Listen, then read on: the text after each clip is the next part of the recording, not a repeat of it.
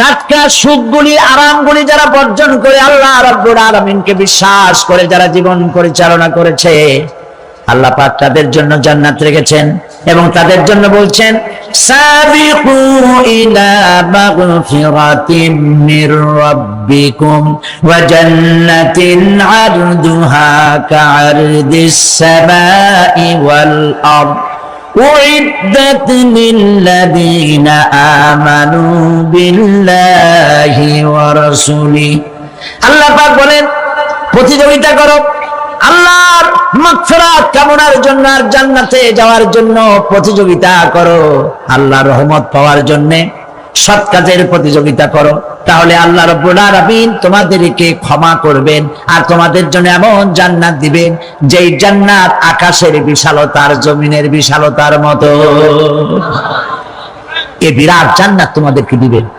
এই জান্নাত চিরস্থায়ী সুখ এবং শান্তি জায়গা হবে। مثل الجنة التي وعد المتقون فيها أنهار من ماء غير آسن وأنهار من لبن لم يتغير طعمه।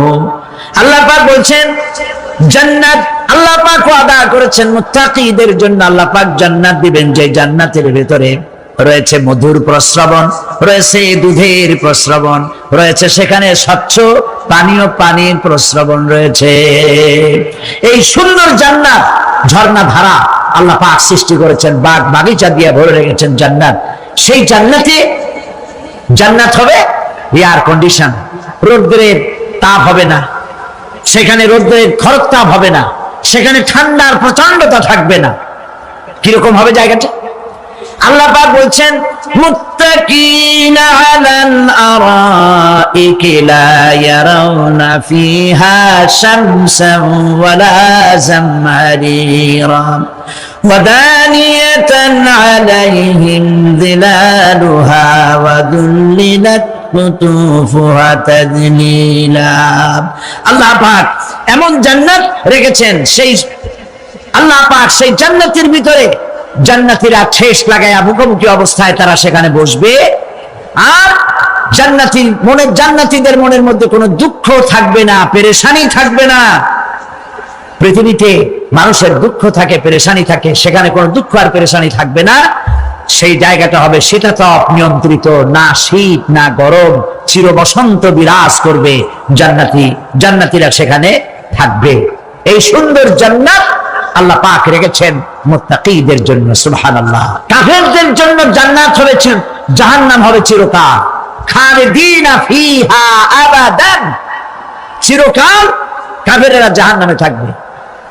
সর্বশেষ যে ব্যক্তি জাহান্নাম থেকে মুক্তি লাভ করবে তাকে আল্লাহ পাক বলবেন, ফেরেশতাদেরকে বলবেন, আমার ফেরেশতারা আমার এই বান্দাকে জান্নাত এবং জাহান্নামের মাঝখানে রেখে দাও। জান্নাত এবং জাহান্নামের মাঝখানে লোকটি যখন থাকার জায়গা পাবে সে জান্নাতের দিকে তাকায়া দেখবে আর কাঁদতে থাকবে। আল্লাহ পাক জিজ্ঞেস করবেন, বান্দারে যুগের পর যুগ ধরে জাহান্নামে কেঁদেছো, আমি রব্বুল আলামিন জাহান্নাম মাফ করে দিয়া জান্নাত জাহান্নামের মাঝখানে রেখে দিয়েছি, আযাব থেকে তো বেঁচে গেছো, এখন কাঁদো কেন? লোকটি বলবে, রব্বুল আলামিন কাঁদি এই কারণে, জাহান্নাম থেকে মাফ করেছো, তোমার শুকরিয়া আদায় করি। জান্নাত তো আমার কপালে নাই, কিসমতে নাই, কিন্তু জান্নাত আমি এখান থেকে দেখতে পাচ্ছি, জান্নাতের সুঘ্রাণ আমার নাকে আসতেছে, কপালে নাই যাওয়ার। আমি কাঁদি এই জন্য, তুমি যদি মেহেরবানি করে আমাকে জান্নাতের দরজার কাছে একটু দাঁড় করায় দিতা, প্রাণ ভরে তোমার জান্নাতের দৃশ্যটা একটু দেখতাম। আল্লাহ পাক তার আরজি পূরণ করবেন, বলবেন যাও, ফেরেশতাদের বলবেন এর জান্নাতের দরজার কাছে দাঁড় করায় দাও। জান্নাতের দরজার কাছে দাঁড়িয়ে লোকটি আবার কান্না শুরু করবে। আল্লাহ পাক প্রশ্ন করবেন, এবার কান্দো কেন? লোকটি বলবে, রব্বুল আলামিন কান্দি এই কারণে, জান্নাতের এই দরজায় দাঁড়ায়া জান্নাতের অফুরন্ত নেয়ামত কিছুই ভালো করে দেখা যায় না, শুধু অল্প জায়গা দেখি। যদি তুমি আমারে দয়া করে জান্নাতের মাঝখানে দাঁড় করায় দিতা, চতুর্দিকে তাকায়া তাকায়া দেখা কলিজারে ঠান্ডা বানাইতাম। তবে আমি ওয়াদা করি জান্নাতের কোন নাজ নেয়ামত, কোন ফল আমি খাবো না, ধরবো না, সইব না। একটুখানি মেহেরবানি করে মাঝখানে দাঁড় করাইয়া দাও, জানদারে ঠান্ডা করি। আল্লাহ রাব্বুল আলামিন ফেরেশতাদের বলবেন, আমার এই বান্দারে জান্নাতের মাঝখানে দাঁড় করাইয়া দে। আল্লাহর নবী বলেন, জান্নাতের মাঝখানে দাঁড়িয়ে লোকটি আগের চাইতে আরো জোরে চিৎকার মেরে কাঁদতে থাকবে। আল্লাহ পাক বলবেন, বান্দারে কি হলো তোর? দরজার কাছে আসতে চাইছিলে, আইনা দিলাম। আবার এবার মাঝখানে আসতে চাইছো, তাও এনে দিয়েছি। আবার কান্দো কেন? লোকটি বলবে, রব্বুল আলামিন এবার কান্দি এই জন্যে, তুমি যখন দয়া করে একটিবার জান্নাতের মাঝখানে এনে আমাকে দাঁড় করায় দিয়েছো, তুমি রহমান রহিম গফুরুর রহিম, এই জান্নাত থেকে আবার আর বাইর করে দিও না। আল্লাহ রাব্বুল আলামিন বলবেন, ও আমার বান্দারে, আমার এই জান্নাত তোর খুব পছন্দ হয়েছে নাকি? লোকটি বলবে, রব্বুল আলামিন কলিজা ঠান্ডা হয়ে গেছে, ভাবতেও পারি না এই জান্নাত এত সুন্দর। আল্লাহ পাক বলবেন, বান্দারে এরকম একটি নয়, দুইটা নয়, তোর জন্য আমি 10টা জান্নাত এরকম রিজার্ভ করে রাখছি। সুবহানাল্লাহ। আল্লাহ পাককে ভয় করে পৃথিবীর সমস্ত পাপ থেকে যারা নিজেকে রক্ষা করবে, আল্লাহ তাদের জন্য এই জান্নাত রেখে দিয়েছেন। সুবহানাল্লাহ। সেই জান্নাতের রিসিপশন আপনারা আন্দাজ করতে পারবেন না, রিসিপশন কারে কয়। কি এর প্রধানমন্ত্রী আর প্রেসিডেন্ট, 4-5টা পুলিশ আর আর্মি আসে, একটা ফট করে সেলুট মারলো, বাস শেষ হয়ে গেল, এরকম না। জান্নাতীদেরকে রিসিপশন দেওয়া হবে। জান্নাতীরা যখন আল্লাহর হুকুমে জান্নাতের দিকে যেতে লাগবে, আর যখন জান্নাতের কাছে চলে যাবে, আল্লাহ রাব্বুল আলামিন শোনায় দিচ্ছেন, হাত্তা ইদা জাউহা ফুতিহাত আবওয়াবুহা ওয়া ক্বালা লাহুম খাজানাতুহা সালামুন আলাইকুম তিবতুম ফাদখুলুহা খালিদিন। সুবহানাল্লাহ।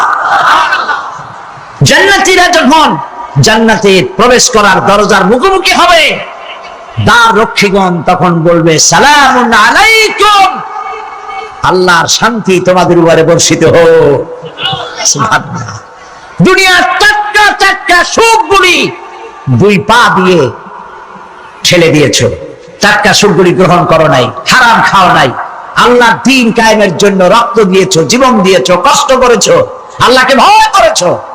আমাদের সালাম গ্রহণ করো, জান্নাতের মধ্যে ঢুকে যাও চিরকালের জন্য। সুবহানাল্লাহ।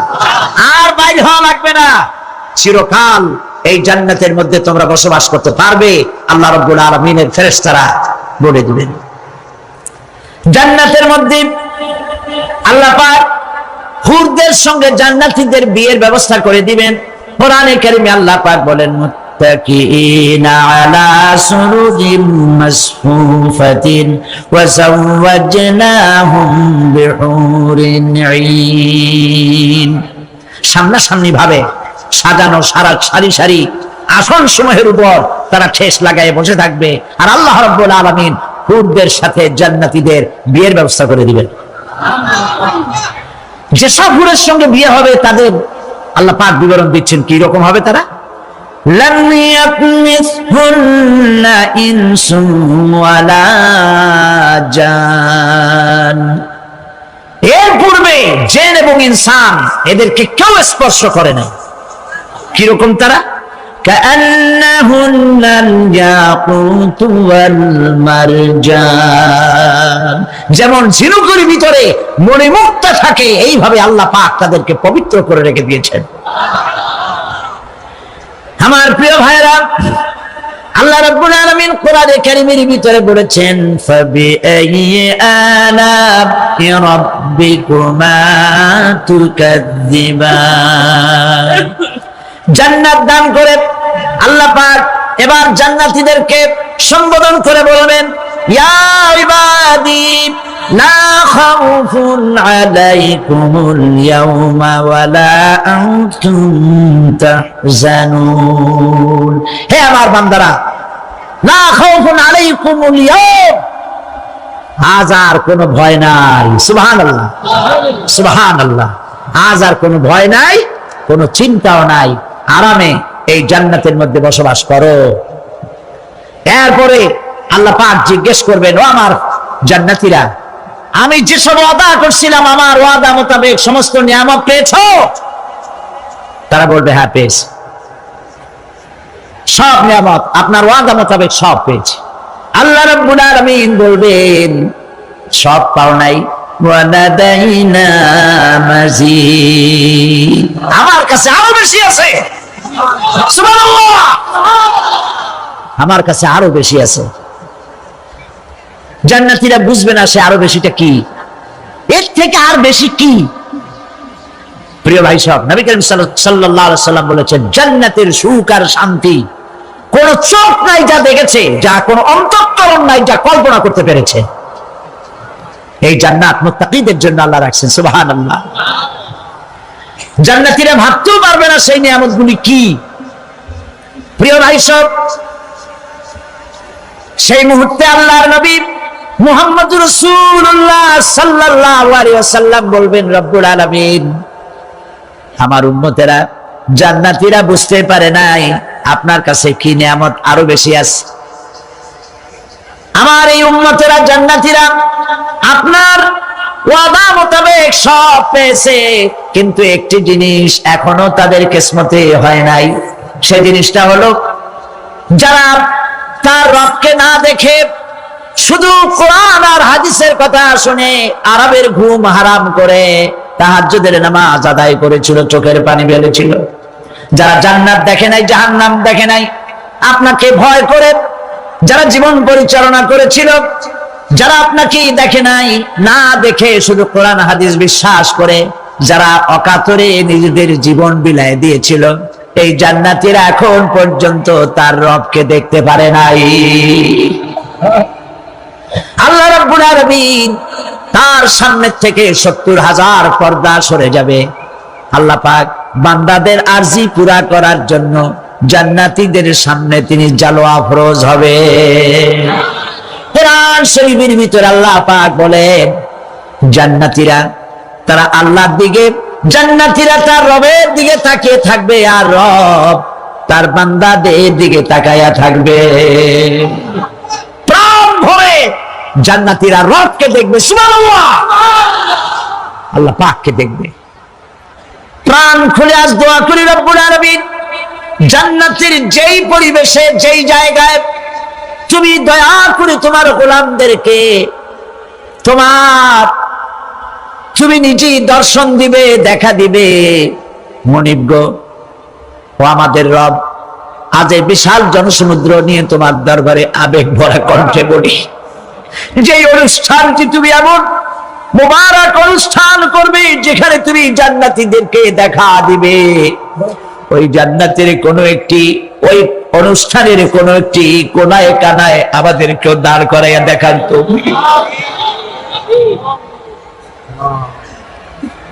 প্রিয় ভাই সব, আল্লাহ রাব্বুল আলামিন মানুষের সামনে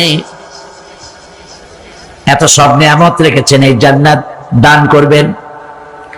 এরপরে আল্লাহ রাব্বুল আলামিন কোরআনে কারীমের মধ্যে বলেছেন, রব্বিস সামাওয়াতি ওয়াল আরদি ওয়া মা বাইনাহুমার রাহমানি লা ইয়ামলিকুনা মিনহু খিতাবা।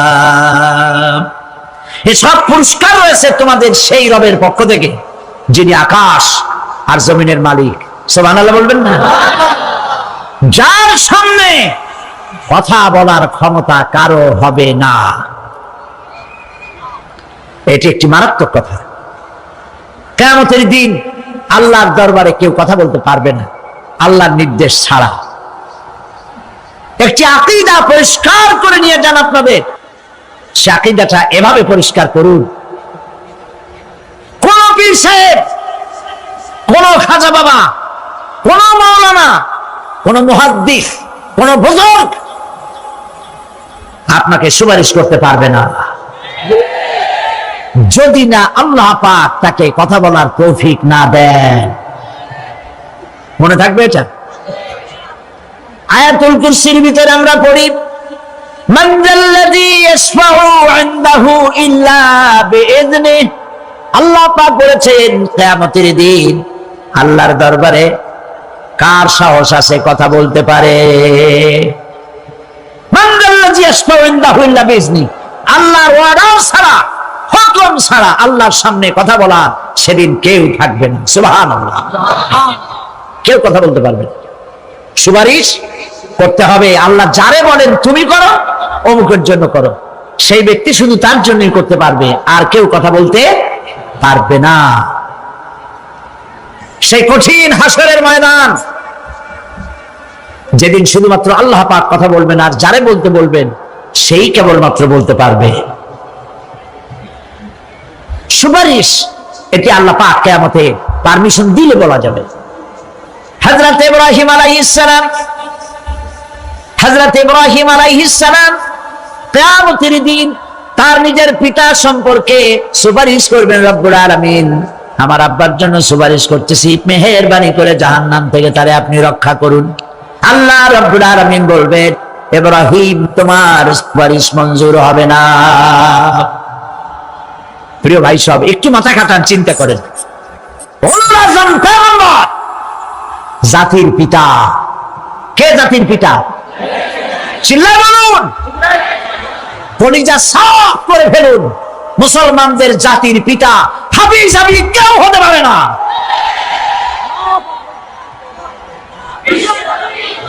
মিল্লাতা আবিকুম ইব্রাহিম। ইব্রাহিম আলাইহিস সালাম এই মিল্লাতের পিতা। সুবহানাল্লাহ।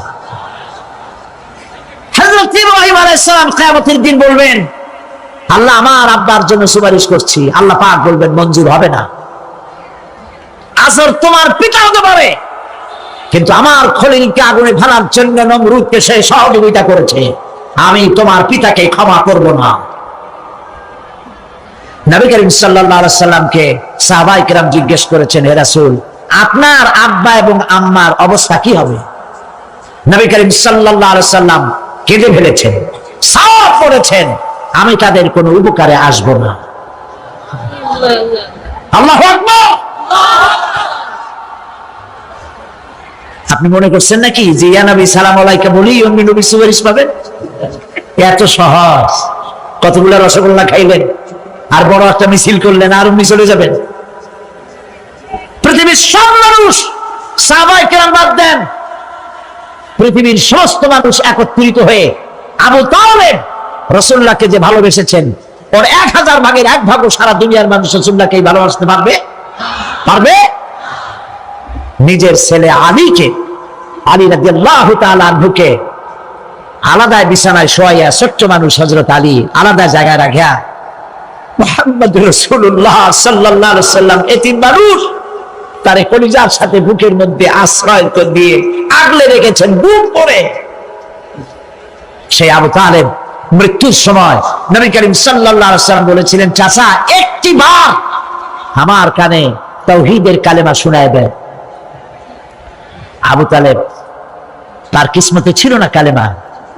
মরে যাওয়ার পর একজন সাহাবী বলেছিলেন, ইয়া রাসূলুল্লাহ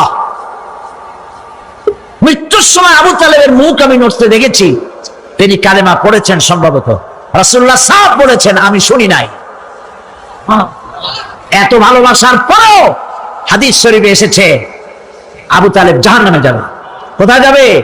জাহান্নামে। সবচাইতে কম আযাব হবে কার? আবু তালেবের। কম আযাবটা কি?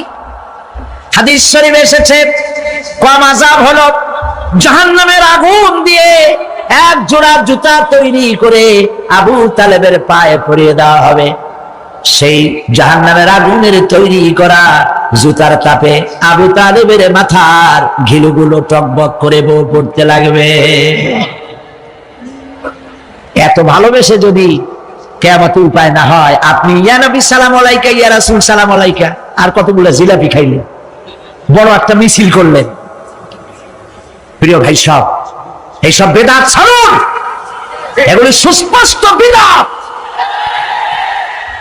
রাসূলুল্লাহকে ভালোবাসবেন, সাহাবীরা যেভাবে ভালোবেসেছেন ওইভাবে ভালোবাসবেন।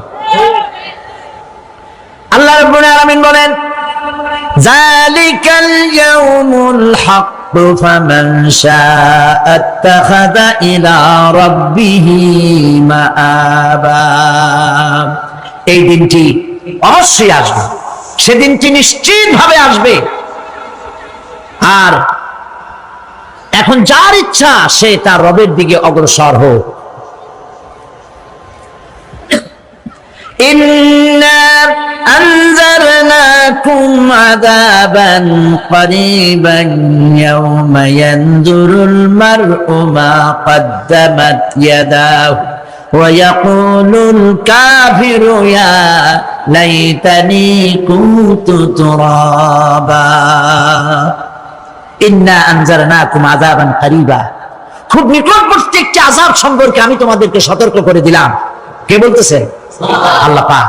লক্ষ্য করুন আল্লাহ কি বলছেন, খুব নিকটবর্তী একটি কঠিন শাস্তি, আযাব অর্থাৎ কিয়ামত, এ সম্পর্কে আমি তোমাদেরকে সতর্ক করে দিলাম। ইয়াউমা ইয়ানজুরুল মার'উ মা কদ্দামাত ইয়াদা, সেদিন প্রত্যেকটি লোক যা সে পাঠিয়ে দিয়েছিল এখানে, অর্থাৎ যা করেছিল সেগুলি সে দেখতে পাবে।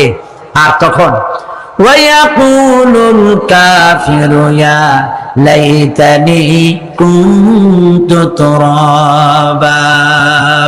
সেই কিয়ামতের ময়দানে অবস্থা দেখে কাফেররা বলবে, আহারে মানুষ না হইয়া যদি মাটি হইয়া যেতাম, যদি মাটি হতাম, যদি মানুষ না হয়ে না জন্মতাম, আজ এই হাসরের ময়দানে এইখানে এই বিচারের মুখোমুখি হতাম না, মাটি হইলে বরং অনেক ভালো হতো। এই পৃথিবীতে আমরা এসেছি, চলে যাব, যাওয়ার আগে এই কোরআন একটি বিশাল জনগোষ্ঠী এমন বানাতে চেয়েছে যে জনগোষ্ঠী এই কোরআন দিয়ে একটি বিশাল সমাজ গড়বে, রাষ্ট্র গড়বে, এমন রাষ্ট্র গড়বে যেই রাষ্ট্রে দুঃখ থাকবে না, অশান্তি থাকবে না, যেখানে সুখ থাকবে, সমৃদ্ধি থাকবে, আর কিয়ামতের দিন আল্লাহর জান্নাতে তারা চলে যাবে। তেমন একটি সমাজকে আমরা চাই। সবাই বলেন সেরকম একটি সমাজকে আমরা চাই। প্রিয় ভাই সব, কিয়ামতের দিন আমরা যেতে চাই জান্নাতে। কোথায় যেতে চাই বলেন? জোরে বলেন। এই জান্নাতে যাওয়ার জন্য, এই জান্নাতে যাওয়ার জন্য দুইটা কাজ করতে হবে। কয়টা কাজ? আল্লাহ রাব্বুল আলামিন বলেন, ফামান কানা ইয়ারজু লিকাআ রাব্বিহি ফালইআমাল আমালান সালিহান ওয়া লা ইউশরিক বিইবাদাতি রাব্বিহি আহাদা। আল্লাহ পাক বলেন, যে বাজারা আমার সঙ্গে দেখা করতে চায় কিয়ামতে, দুইটা কাজ করা লাগবে। বলেন কয়টা কাজ? একটা হলো নেক আমল। কি আমল বলেন? নেক আমল। নেক আমল কারে বলে? নেক আমল করতে হলে আবার দুইটা শর্ত লাগে। এক নম্বরে কাজটা করতে হবে আল্লাহরে খুশি করার জন্য। কারে খুশি করার জন্য? একটা মাদ্রাসা বানাইছি যাতে লোকেরা বলে যে বড় একটা মাদ্রাসা বানাইছে, এই জন্য মাদ্রাসা বানাবেন,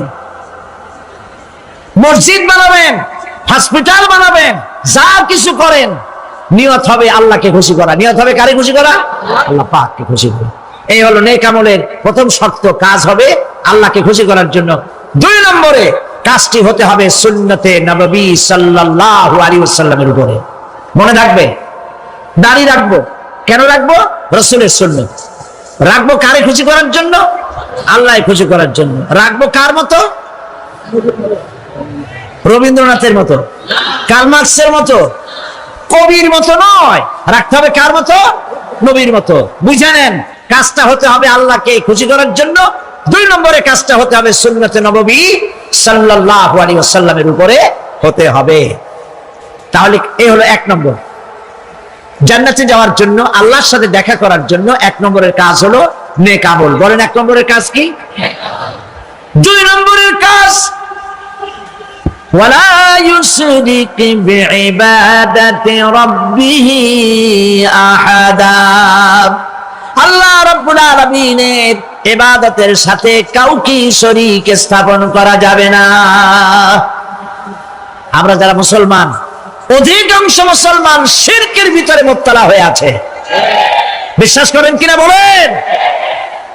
কাফেরেরা তো মুশরিক আছেই, ওরা তো মুশরিক আছেই, কিন্তু আমরা মুসলমানেরা আমাদের আমলের মধ্যে আমাদের অজান্তে সবের নিয়তে অনেক শিরক আমরা করে বসি। নাউজুবিল্লাহ, বলেন নাউজুবিল্লাহ। এই জন্য আমি বারবার সতর্ক করি, নিজেকেও করি, আপনাদেরকেও করি। এই কারণে করি, শিরকের গুনাহ আল্লাহ মাফ করবেন না। ইন্না শিরকা লাযুলমুন আযীম, শিরক মস্ত বড় অপরাধ, জুলম, আল্লাহ মাফ করবেন না। আল্লাহর কাছে কান্দে কান্দে মাফ চাওয়া লাগবে যে আল্লাহ শিরক থেকে আমাকে রক্ষা করো, বাঁচাও। অনেক গোপন শিরক আছে। মাজারে যান, পীর সাহেবের কাছে যান, মনে যদি নিয়ত থাকে উনি ফু দিলে আমি ভালো হবই, উনি তাবিজ দিলে আমার বাচ্চা হবেই, উনি আমারে দয়া করলেই আমার ব্যবসায় উন্নতি হবেই, এইটার নাম শিরক। এটার নাম কি? ওয়াইজা সাআলতা ফাসআলিল্লাহ ওয়াইজা ইসতাআনতা ফাসতাইন বিল্লাহ। যা বলার আল্লাহরে বলো, আর যা চাওয়ার কার কাছে চাও? চিল্লায় বলেন। কলিজাটাকে পরিষ্কার করে দেন আজকের মাহফিলে। এই কলিজায় কারো প্রতি কোনো ভয় রাখবো না আল্লাহ ছাড়া। ভয় করবো কারে বলেন? মহব্বত আল্লাহ ছাড়া, এত বেশি মহব্বত আর কাউকে করবো না।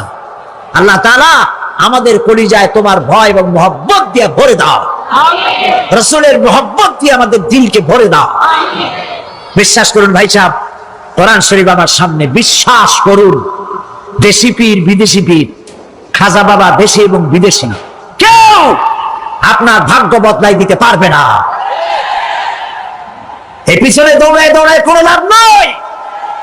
এতক্ষণ মসজিদের ভেতরে বসে আল্লাহর কাছে কাঁদেন। وقال ربكم ادعوني استجب لكم। তোমার রব বলেছে আমারে ডাকো, আমি ডাকের সাড়া দিয়ে দেব। সুবহানাল্লাহ। আর আল্লাহ বলেছেন আমার ইবাদতের সাথে কাউকে শরীক করবে না। খবরদার। আলাইসাল্লাহু বিকাফিন আবদা। আল্লাহ প্রশ্ন করছেন, আলাইসাল্লাহু বিকাফিন আবদা, আমি কি আমার বান্দার জন্য যথেষ্ট নই? চিল্লায় বলুন অবশ্যই যথেষ্ট। আবার বলেন অবশ্যই যথেষ্ট। কলিজা সাফ করে ফেলেন। সম্রাট শাহজাহান, দিল্লির সম্রাট, হাবিজাবি সম্রাট না, দিল্লির সম্রাট। এখন কোথায়? কবরের মধ্যে। কবি বলতেছেন, শাহনে জাহাं को जिन्हें फक्र से देते थे बाज, शाहने जहां को जिन्हें फक्र से देते थे बाज, वाज कब्र में है सूरह अलहम्दु की मोहताज।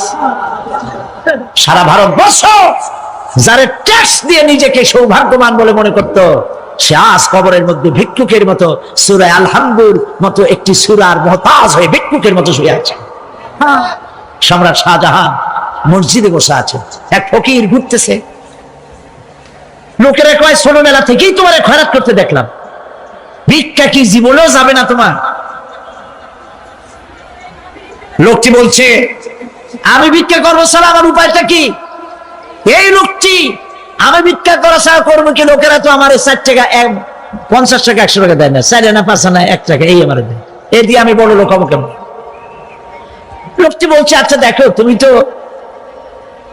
জায়গা মতো যাইতে পারো নাই, বাদশার কাছে যাও, এমন দেওয়া দেবে জীবনে আর খয়রাত করা লাগবে না। তো বাদশার কাছে কি খয়রাতি যাইতে পারে কোনোদিন? হ্যাঁ এখন পারবা। কেমনে? সম্রাট শাহজাহান এখন একা একা মসজিদে আছেন। তখনকার এসব বাদশারা অনেকে নামাজি ছিলেন, দিনদার ছিলেন। ফকির দরজার কাছে দাঁড়াইয়া দেখতে পাচ্ছে কেউ নাই, দেহরক্ষীরা দূরে দূরে দাঁড়ানো। বাদশাহ মসজিদের ভেতরে বসে হাত তুলে ঝুলতেছে আর কাঁদতেছে, চোখের পানি দিয়া দাঁড়িয়ে ভিজে ভিজে পড়ছে। এই দৃশ্য অনেকক্ষণ দেখলো ফকির। কিছুক্ষণ পর সম্রাট শাহজাহান মসজিদ থেকে বেরিয়ে আসছে। ফকির বলছে আসসালামু আলাইকুম হুজুর। তিনি বললেন ওয়ালাইকুম আসসালাম। চলে গেল। বাচ্চা বললো আমার কাছ তো কেউ আইসে কিছু না চাই তো যায় না, এরা দেখলাম খয়রাতির মতো কিছু চাইলো না, বেটা ভয় করলো নাকি? হ্যাঁ মেয়ে এদিকে আসো। আসছে। ভয় পাইছো? কয় না ভয় পাইনি। তো কিছু যে চাইলে না? ফকির বলছে জাহাপানা সত্যিই কিছু চাইতে আসছিলাম, তারপর চাইলে না কেন? ফকির বলছে জাহাপানা সারা জীবন ভিক্ষা করেছি, আর আজ দিল্লির সম্রাটের কাছে বেশি পাওয়ার লোভে এসেছি না, কিন্তু আপনার দশা দেখা আমার জ্ঞানের চোখ খুলে গেছে। আমি লক্ষ্য করে দেখলাম আমি সম্রাটের কাছে চাইতে এসেছি, হাত তুলি নাই, বিনয় প্রকাশ করি নাই, চোখের পানি ফেলি নাই, কিন্তু লক্ষ্য করে দেখলাম দিল্লির সম্রাট আমার চাইতেও বড় ভিক্ষুকের মতো আবার কোন সম্রাটের কাছে হাত তুলে কান্দে। আমার জ্ঞানের চোখ খুলে গিয়েছে, আমি বুঝতে পেরেছি সম্রাট কান্দে যেই সম্রাটের কাছে, তারে ছাড়া আর কারো কাছে জীবনে চাইব না। এই কথাই সূরা ফাতিহায় প্রত্যেকদিন পড়ি, বুঝি না কি পড়ি। ইয়াকা না'বুদু ওয়া ইয়াকা নাস্তাঈন, আয় আল্লাহ একমাত্র তোমার গোলামি করি আর তোমার কাছে সাহায্য চাই, তুমি ছাড়া কারো কাছে সাহায্য চাই না। কলিজা সাফ করুন, কোন মরা পীর কোন জিন্দা পীর আপনার মনের আশা পুরা করতে পারবে না, পারবে না, পারবে না।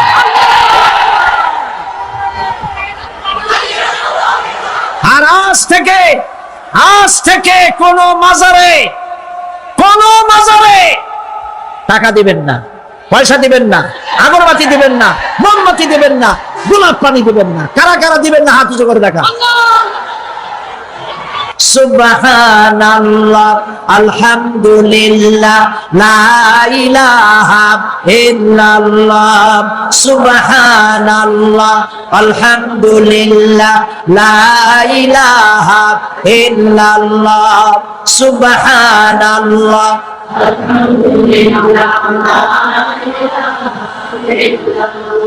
লা ইলাহা ইল্লাল্লাহ, মুহাম্মাদুর রাসূলুল্লাহ।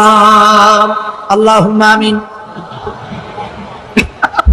রব্বানা যালামনা আনফুসানা ওয়া ইন লাম তাগফির লানা ওয়া তারহামনা লানাকুনান্না মিনাল খাসিরিন। রব্বুল আলামিন, তাম পৃথিবীর মাটির নিচে যত মুমিন মুমিনাত শুয়ে আছে আল্লাহ কবরগুলি কি জান্নাতের টুকরা বানায়া দাও। আয় আল্লাহ তাআলা, এই মুহূর্তে মনে পড়ে গেল আমাদের মা বাপের কথা। রব্বুল আলামিন, আমাদের আব্বা জান কত বছর আগে দুনিয়া থেকে বিদায় হয়ে গেল, নাম ধরে আর কেউ ডাকে না। কত কষ্ট করেছে, ধান বিক্রি করে, সুপারি বিক্রি করে, নিজের পেটে না দিয়া নিজের ভালো জামা না বানাইয়া আমাদের লেখাপড়া শিখাইছে, বাড়িঘর বানালো। আর একদিন তোমার ডাকে সাড়া দিয়া চলে গেল। যুগের পরে যুগ চলে গেল, বাপের মুখ আর দেখি না। আল্লাহ তাআলা আমাদের আব্বা জান যাদের দুনিয়া থেকে বিদায় হয়ে গেছে, কবরটাকে বেহেশত বানায়। তুমি সম্রাটের সম্রাট, তুমি রাজাধিরাজ, তোমার মহব্বত ছাড়া কোনো মহব্বত যেন কলিজায় থাকে না মাবুদ। তোমাকে ছাড়া কাউকে যেন ভয় করি না মাবুদ। সারা জীবন শিরক আর বিদআত থেকে আমাদের তুমি বাঁচাও। আল্লাহ, তোমার জাহান্নামকে আমরা ভয় পাই। আল্লাহুম্মা আজিরনা মিনান নার, আল্লাহুম্মা আজিরনা মিনান নার, আল্লাহুম্মা আজিরনা মিনান নার।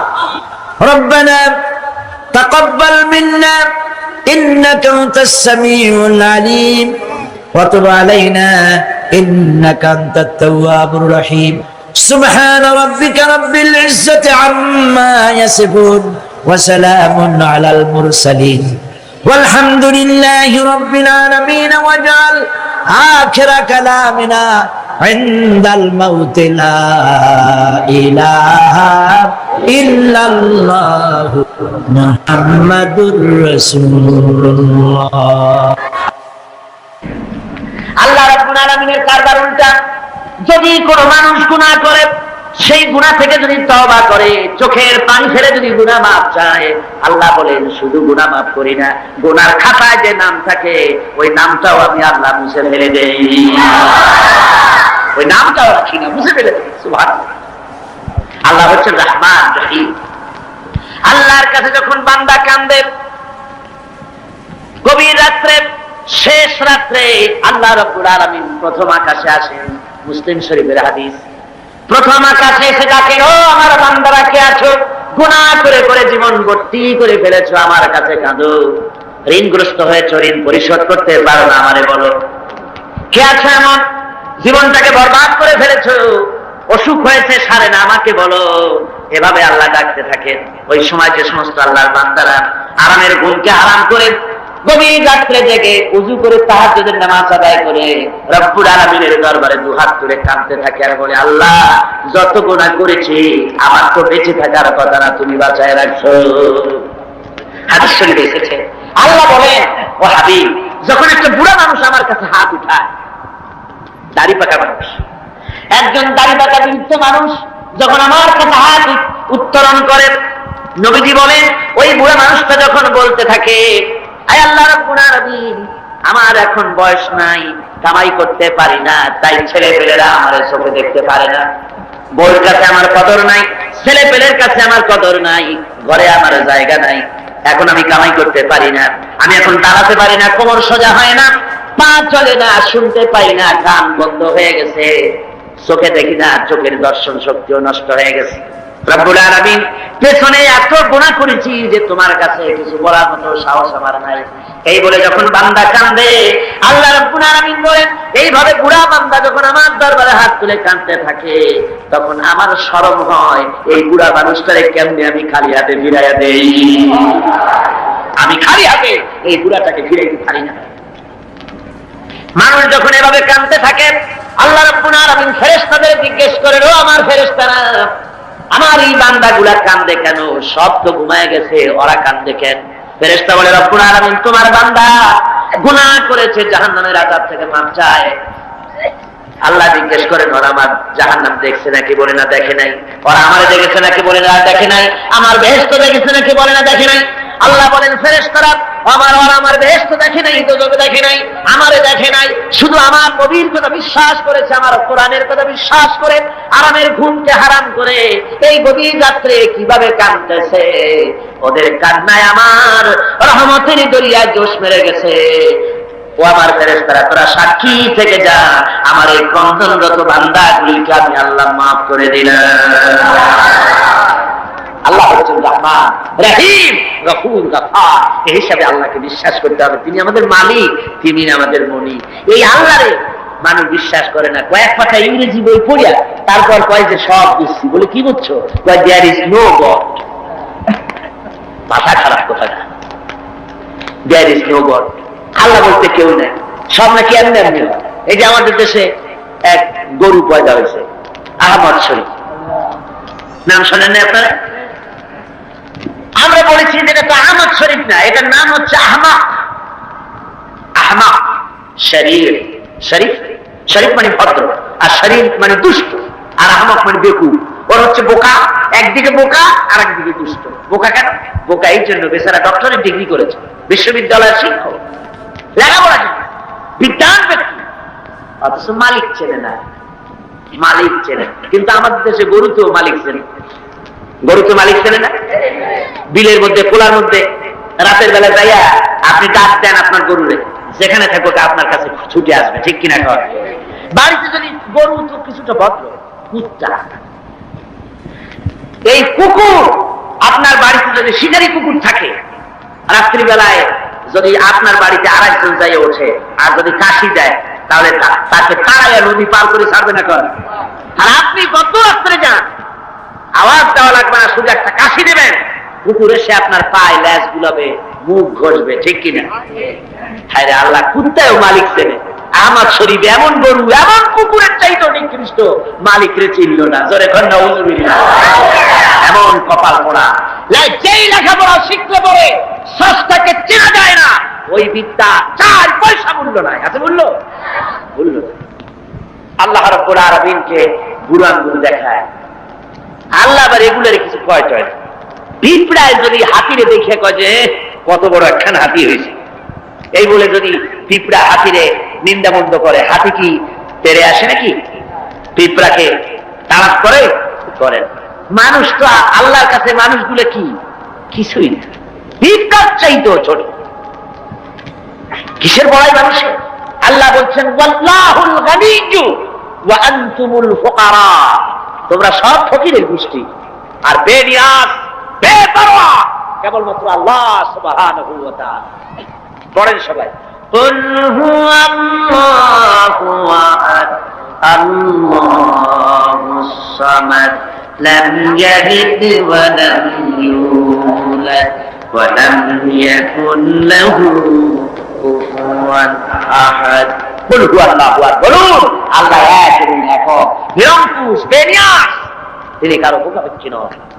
তাকে কেউ জন্ম দেয়নি, তিনিও কাউকে জন্ম দেন নাই। আকাশ আর জমিনে আল্লাহর সমকক্ষ কেউ নাই। জোরে বলেন সুবহানাল্লাহ। প্রচন্ড ক্ষমতার মালিক। রাতকে দিন বানাতে পারেন, সাগরকে নগর করতে পারেন, নগরকে সাগর বানায় দিতে পারেন, ফকিরকে ধরে প্রেসিডেন্ট বানায় দিতে পারেন, আবার কোটিপতিকে ভিক্ষুকে পরিণত করে দিতে পারেন। যে প্রেসিডেন্ট দেখা যায় গলা থেকে শুরু করে পা পর্যন্ত ফুলের মালা দিয়া বোঝাই, সম্মানের কোনো অভাব নাই। আবার ফুলের মালার পরিবর্তে জুতার মালা পরাইয়া জেলখানার মধ্যে ঢুকাই দিতে পারেন আল্লাহ রাব্বুল আলামিন। পারে কিনা? জোরে কোন পারে কিনা? প্রচন্ড ক্ষমতার মালিক তিনি। সব দেখেন, সব শোনেন। অবশ্য রাতের বেলায় দেখেন না নাকি? আল্লাহ কি ঘুমায়? জোরে কোন আল্লাহ ঘুমায়? লা তাখুযুহু সিনাতুন ওয়ালা নাওম, তার কোনো ঘুম নাই, তন্দ্রাও নাই, সব তিনি দেখেন এবং শোনেন। আল্লাহর উপরে এরকম ঈমান আনতে হবে, প্রচন্ড ঈমান তার উপরে রাখতে হবে, তার রহমতের উপরে ভরসা করতে হবে এবং এই কথা মনে রাখতে হবে যে আল্লাহ রাব্বুল আলামিন তিনি কেবল আমাদেরকে রহমত করতে পারবেন না, জাত করতে পারেন। ঈমান আনতে হবে আল্লাহর উপরে। আল্লাহর উপরে ঈমান আনার অর্থই হলো আল্লাহর হুকুম মানা, আল্লাহর আইন মানা, আল্লাহর বিধান মানা, আল্লাহর শাসন মানা। এই কোরআনে কারিমে আল্লাহ যেসব কথা বলেছেন সেই কথা অনুযায়ী জীবনকে পরিচালনা করা, এটাই হলো আল্লাহর প্রতি ঈমান আনা। তো ঈমান আনার কথা যেখানে আল্লাহ বলেছেন সেখানে বলেছেন ওয়াবিলুস সালিহাত। ঈমান যেখানে, আমলে সালেহের কথা সেখানে। ঈমানের কোনো দাম নাই যদি আমলে সালেহ না থাকে, আমলে সালেহের কোনো দাম নাই যদি ঈমান না থাকে। কথা বুঝে আসতেছে আপনার? দেখুন কোরআনে কারীমের ভিতরে অন্যত্র এসেছে ইন্নাল্লাযীনা আমানু ওয়া আমিলুস সালিহাতি কানাত লাহুম জান্নাতুল ফিরদাউসি নুজুলা। নিশ্চয়ই যারা ঈমান এনেছে এবং আমল সালেহ করেছে তাদেরকে আল্লাহ রাব্বুল আলামিন জান্নাতুল ফিরদাউস দিবেন। তো এই যে ঈমান যেখানে, আমলে সালেহ সেখানে। আমলে সালেহ না হলে, অর্থাৎ নেক কাজ, সৎ কাজ না হলে ঈমানের দাম নাই। এজন্য আমি দৃষ্টান্ত দিতে গিয়ে বলি ঈমান হলো একটা এক, ওয়ান, ওয়াহিদ, এক, একটা ফিগার। ঈমান হলো এক, আর আমলে সালেহ নেক কাজ হলো শূন্য। নেক কাজগুলি কি? কথা বলেন না কেন? নেক কাজগুলি কি? শূন্য। এখন দাম কার বেশি, একের বেশি না শূন্যের বেশি? অনেকে বলে কয় যে না শূন্যের দাম বেশি। বলে কিরকম? কয় যে একের সামনে শূন্য বসতো তো একের দাম বেড়ে গেল, 1-10 হয়ে গেল, আর একটা শূন্য দিলে 1-100 হয়ে গেল, কাজে শূন্যের দাম বেশি। আমি বলি আপনার থিওরি যদি ঠিক হয় তাহলে শূন্য বসাইতে থাকেন যতদিন পারে। তো বসাইলো একক, দশক, শতক, সহস্র, অযুত, নিযুত, কোটি, লক্ষ, পদ্ম, খর্ব, মহাখর্ব, নিখর্ব, এরকম করে করে জনমের মতো শূন্য বসাই দিল। আমি বললাম আপনার এখন একের দাম, আপনার এই শূন্যের দাম তো বেশি বললেন, আমি আমার এক উঠে পকেটে ছুঁয়ে দিলাম, দেখি আপনার শূন্যের দাম কত। শূন্যের আর দাম থাকবে? কোনো দাম থাকবে না। শূন্যের মূল্য হয় একের কারণে। শূন্যের মূল্য হয় কিসের কারণে? একের কারণে। এক আছে বলে শূন্যের দাম বেশি, আর যদি এক না থাকে শূন্যের কোনো দাম নাই। সুতরাং এক ঈমান আর শূন্য হচ্ছে ভালো কাজ। ঈমান আছে, একটা ভালো কাজ করেছেন 10 হয়ে গেল, আরেকটা ভালো কাজ করলেন 100 হলো, আরেকটা ভালো কাজ করলেন 1000 হলো, এ হলো আপনার চিন্তায় 1000 হয়েছে, কিন্তু আল্লাহর খাতায় অনেক বেশি হয়েছে। কত হয়েছে? অনেক বেশি। কিরকম? মানুষ যখন হযরত আদম আলাইহিস সালাম আর শয়তানকে আল্লাহ রাব্বুল আলামিন যখন পৃথিবীতে নির্বাসিত করে দিলেন, শয়তান তখন বলল যে আদমের কারণে আমার জীবন বরবাদ হয়ে গেল, আমার আমল নষ্ট হয়ে গেল, ওই আদম সন্তানকে আমি জাহান্নামের ভিতরে বেশি বেশি ঢুকাই দেব, আমি হায়াত চাই কিয়ামত পর্যন্ত। আল্লাহ হায়াত দিয়ে দিলেন। শয়তান চলে আসার পরে রব্বুল আলামিন ফেরেশতাদের বললেন, ও আমার ফেরেশতারা, এই শয়তান যখন আমার বান্দাদেরকে কোন কুমন্ত্রণা দিবে, তখন তোমরা আমার বান্দা যখন গুনাহ করার জন্য নিয়ত করবে, তখন তার আমলনামায় কোনো গুনাহ লিখবা না, গুনাহটা করা হয়ে গেলে একটা গুনাহই লিখবা। আর যখন আমার বান্দা যদি কোনো ভালো কাজ করার নিয়ত করে, কাজটা করে নাই, শুধু নিয়ত করেছে, একের পরিবর্তে একটা নেকি লেখা দাও। আর যখন ভালো কাজটা করা হয়ে যাবে, তখন তার আমলনামায় একের পরিবর্তে 10 গুণ বাড়াইয়া লিখে দিও। জোরে বল সুবহানাল্লাহ। সুতরাং যত ভালো কাজ করবেন আপনার আমল বেড়ে যাবে। কি বেড়ে যাবে? আপনার আমল বাড়তে থাকবে। আর আপনার ঈমান নাই। অনেকে কয় যে হুজুর এমনি আমি মানুষ খুব ভালো, বলে কিরকম ভালো? কবি মিথ্যা কথা কই না, তারপরে যে জায়গায় টিউবওয়েল নাই টিউবওয়েল করে দিই, কানা মানুষের চোখ ভালো করে দেওয়ার জন্য অপারেশনের ব্যবস্থা করি, এতে মিসকিনরে খাইতে দিই, অনেক ভালো ভালো কাজ করি, খালি যা নামাজ করি না, তাতে কি আমার ঈমান নষ্ট হয়েছে নাকি? আমি বলি ভাই ঈমানই তো নাই, এটা নষ্ট হবে কি? ঈমান তো থাকা লাগবে। লা দীনা লিমান লা সালাতা লাহু, যার কাছে নামাজ নাই তার কাছে দ্বীন নাই, ঈমান নাই। মনে রাখবেন, যে ব্যক্তি নামাজ পড়ে না, মুসলমান বলে দাবি করা কোন অধিকার তার নাই, কোন দাম নাই। আপনি নামাজ পড়েন না তো আল্লাহর সামনেই মাথা নত হইল না, আপনি কিসের মুসলমান? ওরকম গরু শগুনিও খায়, কয় যে আমরা গরুর গোশত খাই, শগুনিও তো খায়। তো আমি দাড়ি রাখি, রবীন্দ্রনাথ তো দাড়ি রাখি, কার্ল মার্কস তো দাড়ি রাখছে, তাহলে কি হয়েছে? কথা বুঝতে পেরেছেন? সুতরাং মাথা নত করতে হবে, আল্লাহরে সেজদা দিতে হবে। এমনি এমনি মুমিন হতে পাওয়া যাবে না। সবে বরাত আসলো, মাশাআল্লাহ, আগের থেকে রেডি, রুটি তৈরি, গোশত তৈরি, তারপর গোসল করবে কোন জায়গায় তাও তৈরি। শোনা আছে যে প্রত্যেক ফোটায় ফোটায় 100 করে নেকি হবে গোসলের পানিতে। তেল তোল মাইখিয়া ভালো করে গোসলের জন্য রেডি হয়ে গেছে। গোসল টোসল করিয়া এরপরে গোশত খাইলো, খুব গোশত টোস্ত খায় খেয়ে তারপরে 2 রাকাত 6 রাকাত নামাজ পড়িয়া ঘুমায় গেলেন। মনে করলো যে পিছনের গুনাহ মাফ হয়েছে। না, এত সহজ না। কথা বুঝতে পেরেছেন? এত সহজ না। শেষ রাত্রে ঘুমাইয়া ফজর নষ্ট করছেন। ওই পাগলের মধ্যে এক পাগল বলছিল যে মিয়া তুমি গরু কেন? ভালো মানুষকে পাগলে বলতেছে গরু কেন? ঘুরতেছি, গরু তালাশ করি, একটা গরু কিনবো, পরশুদিন কোরবানি হবে, কোরবানির গরু তালাশ করি, কিনবো। পাওনা না পাইনি। পাওনা তাতে কি হয়েছে? একটু মাঠে কত গরু একটা ধরে নিয়ে জবাই দিল। কয়েকদিন তো তুমি পাগল, তোমার কথা, পরের গরু জবাই দিলে তো গুনাহ হবে। আমি গরু কিনে জবাই দেবো। তুমি পাগল, আমি পাগল। পাগলে বলতেছে তুমি পাগল। তুমি কোরবানি উপলক্ষে একটা ভালো নিয়ত করে একটা গরু তুমি ধরবা, সে যা করবি ভালো নিয়ত করিয়া কোরবানির দিনে নামাজ পড়িয়া এসে আল্লাহু আকবার বলবে, জবাই দিয়ে দেবে। এখন তুমি চুরি করছো, সেজন্য একটা পাপ হবে, আর আল্লাহ রাস্তায় কোরবানি করছো, সেজন্য একটা সওয়াব হবে। কোরবানির সওয়াব আর চুরির পাপ ভগ্নাংশের মতো কাটাকাটি হয়ে যাবে, গোশত খাওয়া পাপ। মুসলমানের অবস্থা তাই হয়েছে।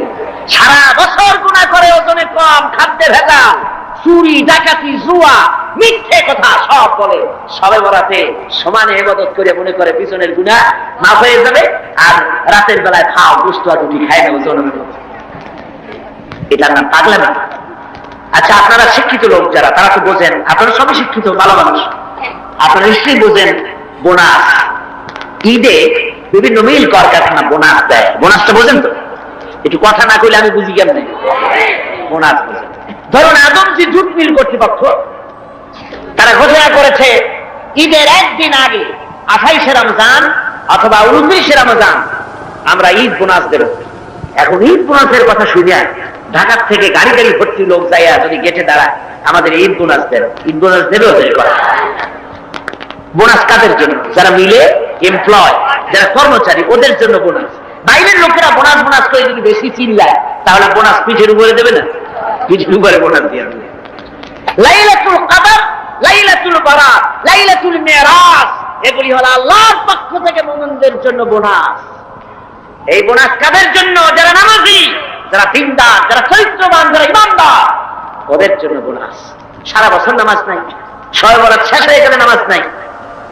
আর এরা বোনাস পেতে যায় আল্লাহর কাছে, সারা রাত জায়গায় জেগে ইবাদত করবা, আর পরের দিন থেকে আবার যে শয়তান সেই শয়তান। কথা বলছেন? ওই যে আমি এই কথাটা বললাম, কমরউদ্দিন মুসলি সাহেবের নাম মনে আছেন আপনাদের? আরে ওই কথা বললেন, কমরউদ্দিন মুসলি সাহেব, আল্লাহ তাকে বেহেশত নসিব করুন। শুনলাম কোন এক জায়গা থেকে উনি নৌকা বাইরে যাচ্ছে, তারপরে রোজার দিন একজনে কয় মুসলি সাহেব আমার একটু নেবেন, আমি একটু যাবো। কোন জায়গায় যাবো কোন জায়গায়। তারপরে তারা নিছে নিয়া সে বলছে যে আমি একটু ভাই আপনারা সাহায্য করি। কয় না, ভালো লাগবে না, আমি সব কামাই করি, তুমি বসো। অনেক দূর চলে গেছে। তারপরে সেই লোক একটা সিগারেট ধরেছে। আরে বিয়ে রোজার দিন তুমি সিগারেট ধরাইছো কেন? কয় যে আমি রোজা না। কেন রোজা না? কয় যে আমার প্যান্ট ব্যথা করে। প্যান্ট ব্যথা করে তুমি সিগারেট খাও কেন? তারপরে উনি নৌকা উল্টা দিয়েছে। কয় আপনি জান কোথায় উল্টা উল্টাতে? কয় যে তুমি যে জায়গায় উঠছো আমি সেই জায়গায় নামাবো। কয় যে না, আমার এই জায়গায় নামাজেন, আপনি কষ্ট করে উঠে যান না। কয় না, কোথায় শয়তান কোথায় নামাবো, যে জায়গায় শয়তান সেই জায়গায় নামাই দিয়ে আসবো।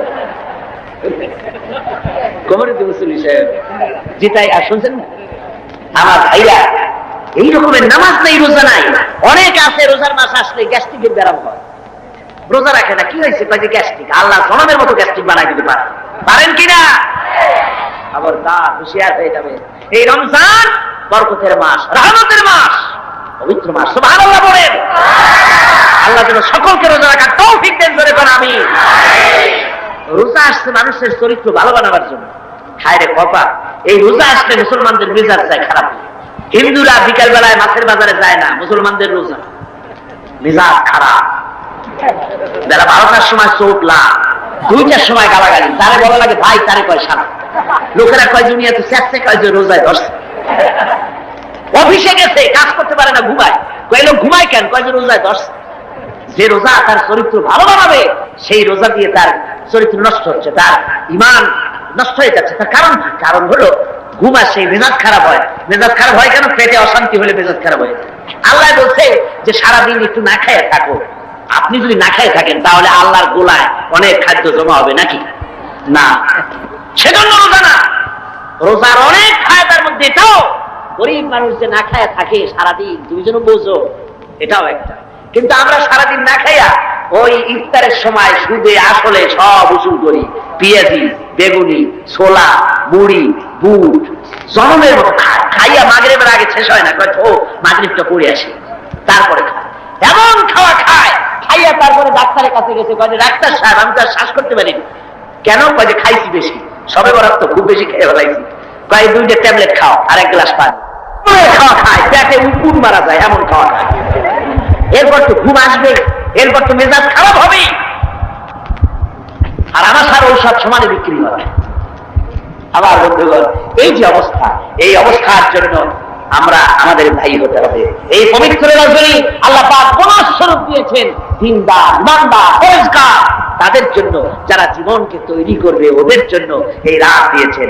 এই রাতকে বেশি বেশি ইবাদত করে জীবনকে পরিশুদ্ধ করতে হবে, আমলে সালেহ করতে হবে, নেক কাজ বেশি বেশি করতে হবে। নেক কাজ কারে কয় সেই ব্যাখ্যাটা সংক্ষেপে দিয়ে দিই। নেক কাজ, আল্লাহ রাব্বুল আলামিন বলেন আল্লাযী খালাকাল মাউতা ওয়াল হায়াতা লিয়াবলুয়াকুম আইয়ুকুম আহসানু আমালা। আল্লাহ পাক বলছেন আমি মৃত্যু এবং জীবনকে সৃষ্টি করেছি এই জন্য যে তোমাদের মধ্যে আমলের দিক থেকে কে উন্নত সেটা যাচাই করার জন্য। এখন আমলে আহসানে আমল, উন্নত আমল কি তার ব্যাখ্যা কি? উন্নত আমলের জন্য 2টা শর্ত। উন্নত আমলের জন্য কয়টা শর্ত? ভালো করে বোঝেন আর শোনেন। উন্নত আমলের জন্য 2টি শর্ত। একটি শর্ত হচ্ছে আমলটা হতে হবে আল্লাহর রজামন্দির জন্য, আল্লাহকে খুশি করার জন্য আমলটা হতে হবে। 2 নম্বর শর্ত হচ্ছে আমলটা হতে হবে সুন্নতে নববীর উপরে, রাসূল পাক যেভাবে কাজটি সম্পাদন করেছেন তার উপরে হতে হবে, তাহলে এটা হবে আহসানে আমল। আপনি নামাজটা কেমনে পড়বেন? আপনার পীর সাহেব যেমন পড়েন ওই রকম, আপনার মাওলানা সাহেব যেমন পড়েন ওই রকম, আপনার মুহাদ্দিস সাহেব ওই রকম না।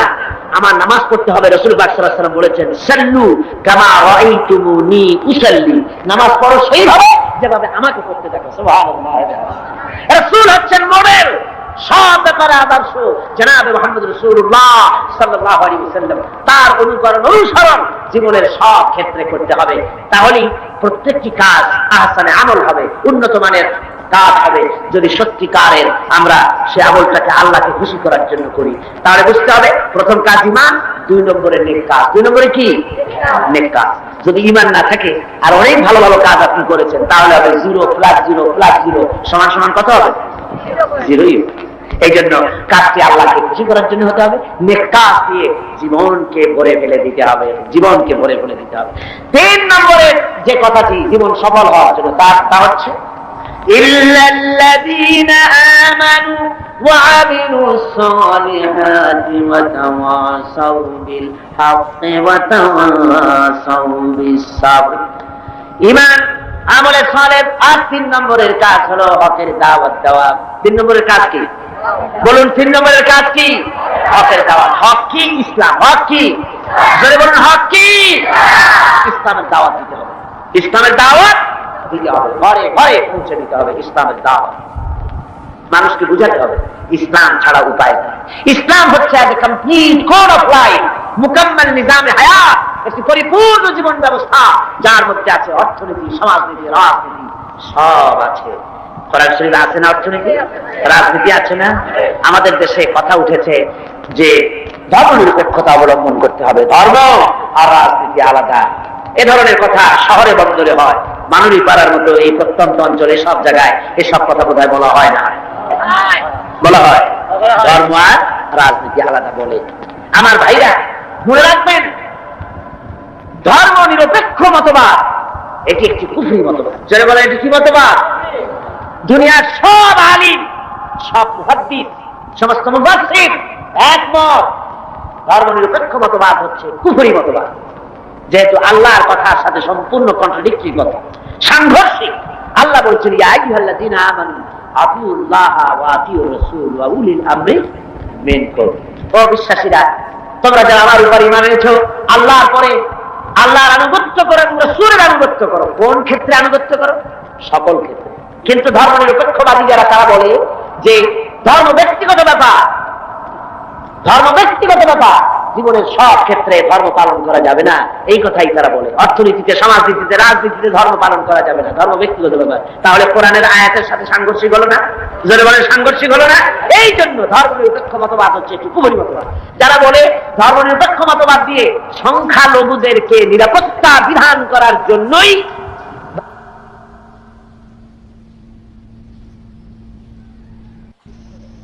ধর্মনিরপেক্ষ মতবাদ, এই কথা যারা বলে তাদের জন্য দেখতে হবে ভারতে ধর্মনিরপেক্ষ মতবাদ একটি স্বীকৃত শাসনতান্ত্রিক স্বীকৃত মতবাদ। কিন্তু এই মতবাদ দিয়ে তাদের দেশে তারা কি সংখ্যালঘুদের জান মাল এবং তাদের উপাসনালয়কে নিরাপত্তা দিতে পেরেছে? জোরে বলেন, পেরেছে? ধর্মনিরপেক্ষ মতবাদ আরেকবার প্রমাণ করে দিল যে এটা কোনো মানুষের জন্য সঠিক মতবাদ হতে পারে না। ওরা বাবরি মসজিদ ভেঙেছে, ভারতের প্রধানমন্ত্রী নরপশুরাও, এটা নরসীমা না, এটা নরপশু। পৃথিবীতে কোন মানুষ আজ পর্যন্ত মসজিদ ভাঙ্গার অপরাধ পৃথিবীতে কেউ করে নাই, ঠিক কিনা? কেউ করেনি। এই পৃথিবীর সবচেয়ে নিকৃষ্ট শয়তান নরপশু, ভারতের প্রধানমন্ত্রী, এটা কি শয়তান? যারা বলে ওটা কি? এই শয়তানটি বিজেপি দিয়ে মসজিদ ভাঙাইছে।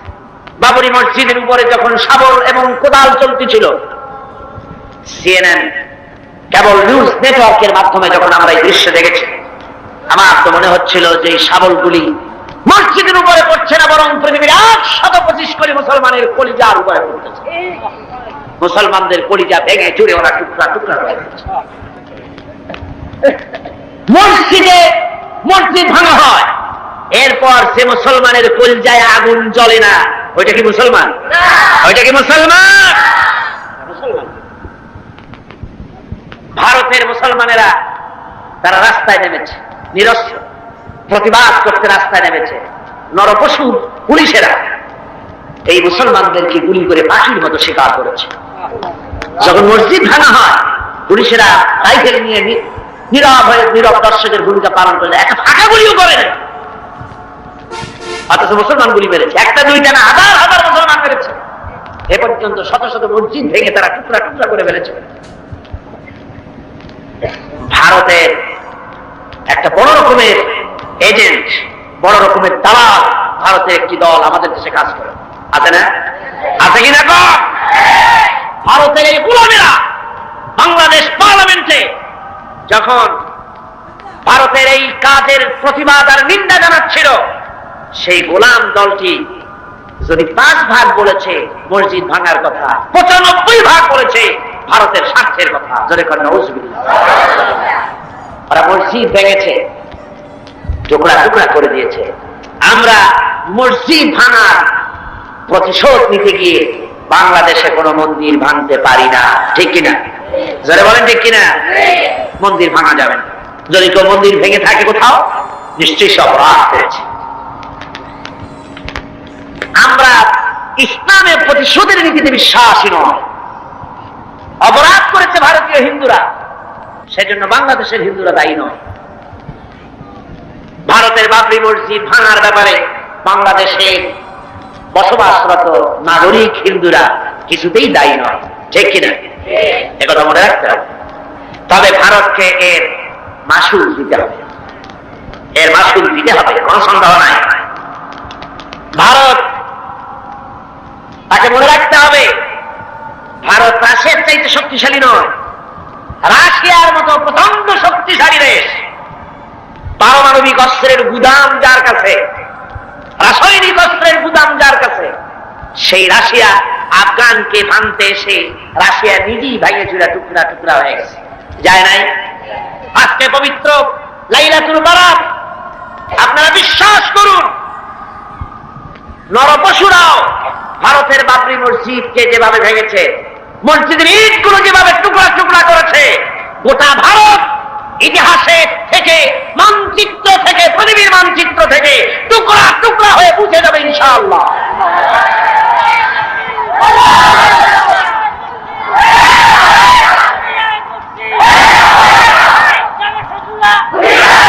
আজ হিন্দুস্তানের সঙ্গে মুসলমানদের একটা লড়াই হবে, হিন্দুস্তানের সাথে মুসলমানদের একটা যুদ্ধ হবে। এটা আমার কথা নয়, এটা বলেছেন বিশ্বনবী জনাবে মুহাম্মদ রাসূলুল্লাহ সাল্লাল্লাহু আলাইহি ওয়াসাল্লাম। ইবনে মাজাহ শরীফের হাদিস। হযরত আবু হুরায়রা রাদিয়াল্লাহু তাআলা আনহু হচ্ছেন রাবী। হযরত আবু হুরায়রা তিনি বলছেন, রাসূলুল্লাহ সাল্লাল্লাহু আলাইহি ওয়াসাল্লাম বলেছেন, 2 শ্রেণীর লোক কিয়ামতে জাহান্নাম থেকে মুক্ত বলে ঘোষিত হবে। এক শ্রেণী হচ্ছে ওরা যারা ঈসা আলাইহিস সালামের সাথে থেকে দাজ্জালের বিরুদ্ধে যারা লড়াই করে শাহাদাত বরণ করবে, কিয়ামতের দিন আল্লাহ পাক তাদেরকে জাহান্নাম থেকে মুক্ত বলে ঘোষণা করবেন। দ্বিতীয় শ্রেণী রাসূলুল্লাহ বলছেন, হিন্দুস্তানের সঙ্গে একটা জিহাদ হবে, ওই জিহাদে যারা শহীদ হবে, কিয়ামতের দিন আল্লাহ পাক তাদেরকে জাহান্নাম থেকে মুক্ত বলে ঘোষণা করবেন। হযরত আবু হুরায়রা বলেছেন, এই হাদিস বর্ণনা করে তিনি বলেছেন, আল্লাহ যদি আমাকে সেই পর্যন্ত বাঁচায় রাখেন, তাহলে হিন্দুস্তানের ওই লড়াইতে শরীক হয়ে আমি যদি শহীদ হতে পারি, তাহলে কিয়ামতের দিন জাহান্নাম থেকে আমিও মুক্ত বলে আল্লাহর কাছে ঘোষিত হতে পারবো, এবং মুক্ত হয়ে আমি মুক্তভাবে বিচরণ করতে পারবো। এই আশা তিনি পোষণ করে দুনিয়া থেকে বিদায় গ্রহণ করেছেন। সেই জিহাদ আজও হয়নি, ইতিহাসটা প্রমাণ করে না। জিহাদ একটা হবে ভারতের সাথে, সেই জিহাদ বাংলাদেশের সেনাবাহিনী, বাংলাদেশের বিডিআর আর পুলিশ নয়, শুধু 11.5 কোটি তাওহীদি জনতা কাঁধে কাঁধ মিলিয়ে বাবরি মসজিদ ভাঙার প্রতিশোধ ভারতের কাছ থেকে কড়ায় গন্ডায় আদায় করে ছাড়বে ইনশাআল্লাহ।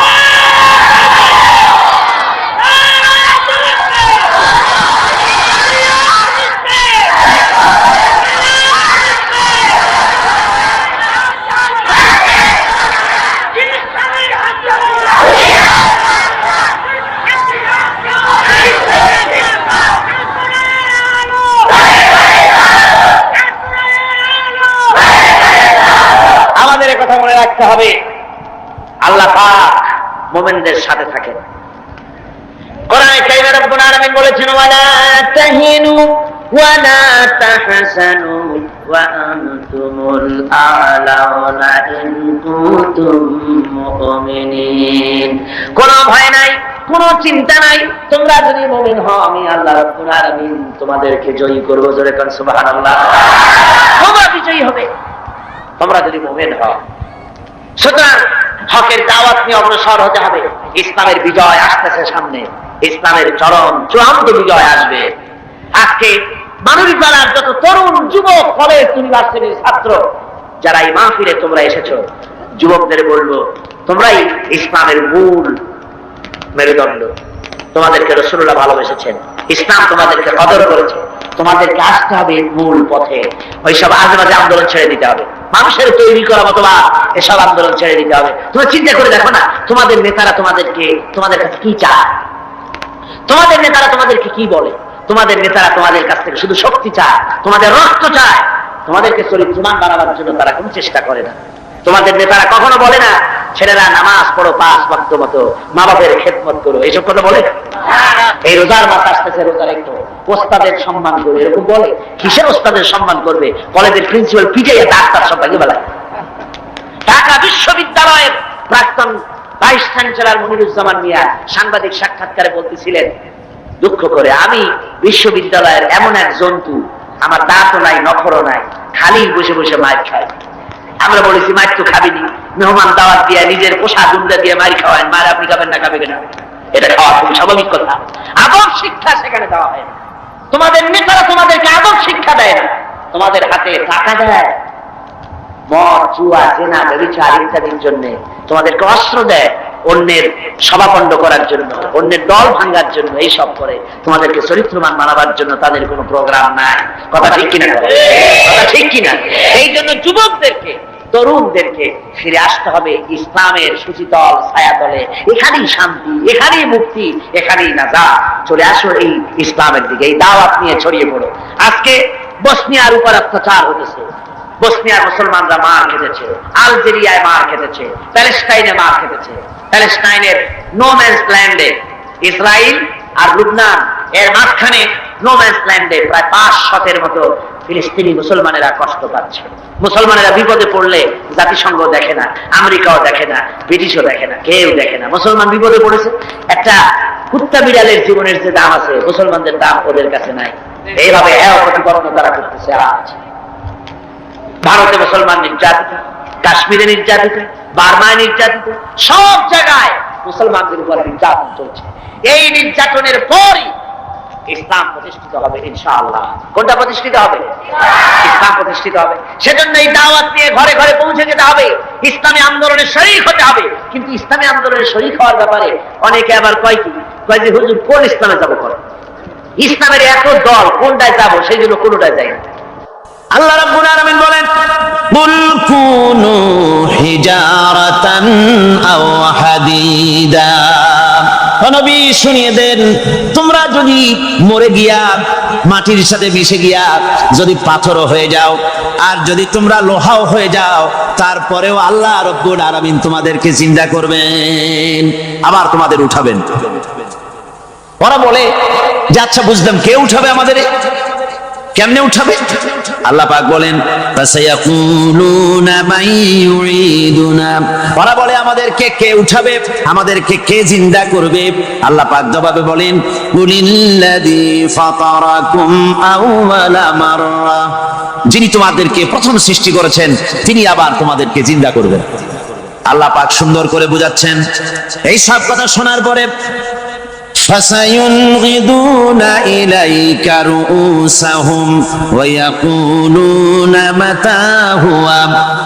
এসব কথা শোনার পরে আল্লাহ বলেন, ওই কাফেরেরা মাথা ঝুলায় ঝুলায় বলে, আচ্ছা তা বুঝলাম। আল্লাহ বলেন, ওরা মাথা ঝুলায় আর বলে, আচ্ছা বুঝলাম, তবে কিয়ামত কবে সেই কিয়ামত অনুষ্ঠিত হবে? আল্লাহ বলেন, নবী শোনায় দাও, উল আসা আইয়াকুনা কারিবা। বেশি দেরি নাই, হতে পারে খুবই তাড়াতাড়ি। কি বলা যায়, সে সময়টা অতি নিকটবর্তী হয়ে যেতে পারে, খুবই নিকটবর্তী সে সময়, সে বেশি দেরি হওয়ার কথা নয়। আল্লাহ পাক এবার মানুষকে যুক্তি দিয়ে বোঝাচ্ছেন। কোরআনে কারীম মানতে মানুষ অস্বীকার করলে আল্লাহ ডান্ডার ব্যবস্থা করেন নাই। নবীজিকে বলেছেন, ইন্নামা আনতা মুযাক্কিরুন লাস্তা আলাইহিম বিমুসাইতির। নবী, আপনি একজন উপদেশক, উপদেশ দিয়ে যান। আপনাকে দারোগা করে বানাই নাই লাঠি চার্জ করার জন্য, পিটায়া মানুষ হেদায়েত করার দরকার। মানুষকে বুঝান, যুক্তি দিয়া বুঝান। আল্লাহ নিজে যুক্তি দিচ্ছেন, আনতুম আশাদ্দু খালকান আমিস সামাউ বানাহা। ওই কাফেরেরা, তোমরা যারা পরকালকে অস্বীকার করো, তোমাদেরকে উঠাইতে পারবো না যারা তোমরা বলছো, তোমাদেরকে সৃষ্টি করা কঠিন না ওই বিশাল আকাশটাকে সৃষ্টি করা কঠিন? ওই বিশাল আকাশটাই তো আমি আল্লাহ সৃষ্টি করেছি, জোরে কোন সুবহানাল্লাহ। তত বড় আকাশটারে যিনি বানাইতে পারলেন, সে কথা বুঝি তোমাকে তৈরি করতে পারবে না? আল্লাহ পাক বলছেন, ফানজুর ইলা আসারি রাহমাতিল্লাহি কাইফা ইউহিল আরদা বাদা মাউতিহা। লক্ষ্য করে দেখো এই পৃথিবীর মাটিকে আল্লাহ কিভাবে জিন্দা করেন, মুর্দা মাটি। এই মাটি চৈত্র বৈশাখ মাসে প্রখর রোদে মাটি ফেটে চৌচির হয়ে যায়। এই ফেটে যাওয়া চৌচির মাটিতে আল্লাহ পাক বৃষ্টির পানি দিয়ে এই মাটিকে, এই মৃত্যু মাটিকে আল্লাহ পাক যেভাবে জিন্দা করেন, ইন্না যালিকা লামুহিল মাউতা ওয়া হুয়া আলা কুল্লি শাইইন কাদির, সে আল্লাহ পাক তোমরা মরলে পরে আবার এভাবে জিন্দা করতে পারবেন, জোরে কোন সুবহানাল্লাহ। আমার ভাইরা, আল্লাহ পাকের পরে বলেন দেখো মৃত্যু জমিনকে কেমনে জিন্দা করি। আল্লাহুল্লাযী আরসালার রিয়াহা ফাতুসিরু সাহাবা ফাসুকনাহু ইলা বালাদিন মাইতিন ফাআহইয়ানা বিহিল আরদা বা'দা মাউতিহা কাযালিকান নুশুর। আমি আল্লাহ রাব্বুল আলামিন ওই সমুদ্রের নোনা পানিগুলোকে, সমুদ্রের লবণাক্ত পানিগুলিকে বাষ্পীয় আকারে উত্থিত করে মেঘমালায় পরিণত করি, আর এরপরে বাতাসকে হুকুম করি, বাতাস এই মেঘটারে টেনে নিয়ে যাও অমুক জায়গায়। মেঘ চলে এলো, আল্লাহ রাব্বুল আলামিন বলেন মেঘ এবার বিন্দু বিন্দু করে বৃষ্টি বর্ষণ করে দে। আমার হুকুমে ওই পানিগুলি বৃষ্টি হয়ে বিন্দু বিন্দু হয়ে জমিনে পতিত হয়। আল্লাহ বলেন এভাবে করে বৃষ্টির পানি দিয়া মরা জমিনকে জিন্দা করে দিয়া নববধূ গর্ভধারণের যেমন প্রস্তুতি নেয়, বৃষ্টির পানি পায়া মরা জমিন তেমন ফসল ধারণের জন্য প্রস্তুতি নিয়ে নেয়। সুবহানাল্লাহ বিহামদিহি। এইটা যেভাবে আমি করি, কাযালিকান নুশুর, এইভাবে করে তোমাদের কি কিয়ামতের দিন আমি জিন্দা করতে পারবো? কেমনে অস্বীকার করো? কাইফা তাকফুরুনা বিল্লাহি ওয়া কুনতুম আমওয়াতান ফাহইয়াকুম সুম্মা ইউমীতুকুম সুম্মা ইলাইহি তুরজাউন। কি করে তুমি আমাকে, আমি আল্লাহকে অস্বীকার করো? কুনতুম আমওয়াতান, তুমি ছিলে নিষ্প্রাণ, ফাহইয়াকুম, এরপরে আমি তোমাকে জিন্দা করলাম, সুম্মা ইউমীতুকুম, এরপরে তোমাকে আমি মৃত্যু করব, সুম্মা ইহয়ীকুম, এরপরে তোমাদেরকে আবার আমি জিন্দা করব, সুম্মা ইলাইহি তুরজাউন, এরপরে তোমাদের সকলকেই আমার কাছে ফিরে আসতে হবে। দেখেন না, আমরা যখন মানুষকে কবরে রাখি, কবরে রাখা তারপরে উপরে মাটি দিয়ে কি বলেন আপনারা? মিনহা খালাকনাকুম, পড়েন মিনহা খালাকনাকুম ওয়া ফিহা নুঈদুকুম ওয়া মিনহা নুখরিজুকুম তারাতান উখরা। এ বান্দা, এই মাটি দিয়া তোরে তৈরি করা হয়েছিল, এই মাটির ভিতরে রেখে গেলাম, আবার এই মাটি থেকে আল্লাহ রাব্বুল আলামিন তোমারে জিন্দা করবেন। কিয়ামতের ময়দানে সকলকে উঠতে হবে সেখানে আল্লাহর দরবারে। আল্লাহ পাক বলছেন বান্দা কেমনে অস্বীকার করো? ইন কুনতুম ফি রাইবিন মিনাল বা'স ফাইন্না খালাকনাকুম মিন তুরাব। পরকালকে যারা অস্বীকার করো, কিয়ামতে উঠতে হবে, এটাকে কিভাবে অস্বীকার করো? চিন্তা করে দেখো, তুমি নিষ্প্রাণ মাটি ছিলে, সেই মাটি দিয়েই আমি তোমাকে তৈরি করেছি। আবার আল্লাহ পাক মানুষকে আরো বুঝান, কিয়ামত আছে, পরকাল হবে, আল্লাহর দরবারে উঠতে হবে। আলাম ইয়াকুনু ফাতাম মিন মানিজ্জিয়ুমনা, তুমি কি মাতৃগর্ভে নিক্ষিপ্ত এক ফোঁটা পানি ছিলে না? সুম্মা কানা আলাকাতান ফাখালাকা ফাসাওয়া, এরপরে তোমাকে মাংসপিণ্ডে, জমাট রক্তে মাংসপিণ্ডে পরিণত করা হলো, এরপরে তোমাকে সুন্দর করে তোমাকে সুগঠিত করা হলো। فجعل منه الزوجين الذكر والأنثى, এরপরে মাতৃগর্ভের ভিতরে আমি এটাকে পুরুষ বানালাম, কন্যা সন্তান অথবা পুত্র সন্তানে পরিণত করলাম। এইটা যে পেরেছে, যিনি পেরেছেন, আলাইসা যালিকা বিকাদিরিন আলা আইয়ুহিয়াল মাউতা, সে আল্লাহর পক্ষে কি সম্ভব নয় যে তোমার মৃত্যুর পরে তিনি আবার জিন্দা করতে পারবেন? কি বলবেন, কি বলেন, সম্ভব না? তিনি পারবেন না? নিশ্চয়ই তিনি আবার কিয়ামতের মাঠে আমাদেরকে হাজির করতে পারবেন, এতে কোনো সন্দেহ নাই। আল্লাহ পাক সেই জন্য এখানে বলতেছেন যে ওরা বাল কাযযাবু বিসসাম, ওরা আসলেই পরকালকে অস্বীকার করেছে। আপনি যে নবী এতে কোনো সন্দেহ নাই। আপনি খানা খান, আপনি বাজারে যান, এটাই মূল আপত্তির বিষয় না। মূল কথা হলো তারা পরকালকে অস্বীকার করেছে। আল্লাহ পাক বলেন ওয়া আন্নাস সাআতা আতিয়াতুন লা রাইবা ফিহা, অবশ্যই সে সময় আসবে, সে কিয়ামত আসবেই, এতে কোনো সন্দেহ নাই।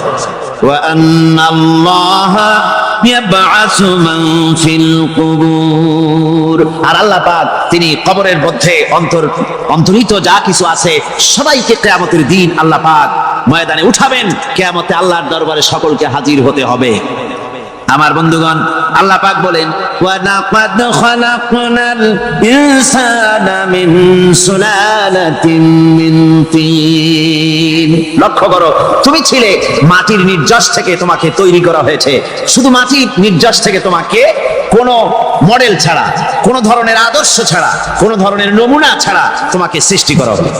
সুম্মা জাআলনাহু নুতফাতান ফি ক্বারারিম মাকিন, এরপরে মাতৃগর্ভের একটা অত্যন্ত সুরক্ষিত জায়গায় তোমাকে সংরক্ষণ করা হয়েছিল।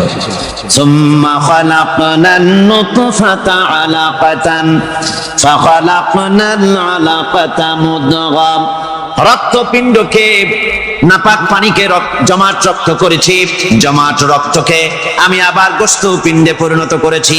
ফাকাসাউনাল ইযামা লাহমা, এরপরে সুন্দর করে চামড়া দিয়া, গোশত দিয়ে একটা আকৃতি তোমাকে দান করেছি।